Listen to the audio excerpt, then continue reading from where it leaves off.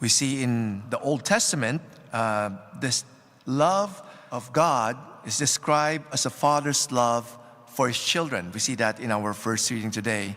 Or a husband's love for his wife. In the New Testament, God sent forth his only Son to be the manifestation of his love. And most especially when Jesus died on the cross as a sign for his love. When Jesus was crucified on the cross, his heart was pierced.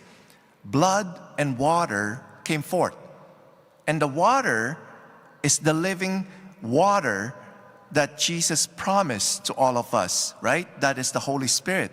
The Holy Spirit is the love of God for each and every one of us. And yet many people doubt the love of God. They know about the love of God, and yet they doubt the love of God. That's why Jesus in the 17th century appeared to Saint Margaret Mary Alacoque, exposing his Sacred Heart. If you see the Sacred Heart, the Sacred Heart is crowned with thorns, and there's a sword that pierces the heart of Jesus, right? And we see blood and water coming forth. In modern times, we put the image of the Sacred Heart in our homes. And I hope it's not just a decoration.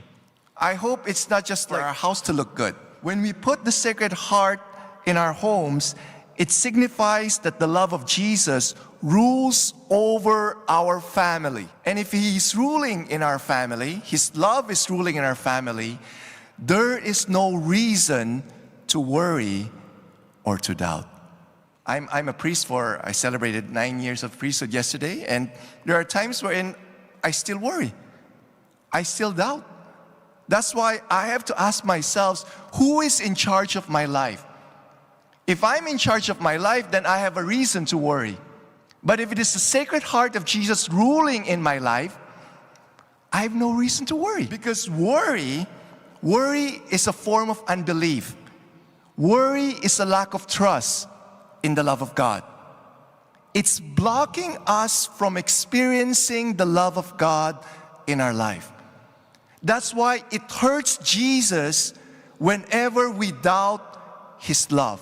That's why in our second reading today, St. Paul is saying this: I pray that you may have the power to comprehend with all the saints what is the breadth and length and height and depth, and to know the love of Christ that surpasses knowledge, so that you may be filled with all the fullness of God. God's love is not just to be known. God's love is to be experienced. Hopefully every day we're getting to know His love. And as we experience His love, in the first letter of John, chapter 4, verse 19, it says, perfect love casts out fear. When we're experiencing the love of God in our life, we are experiencing less and less fear.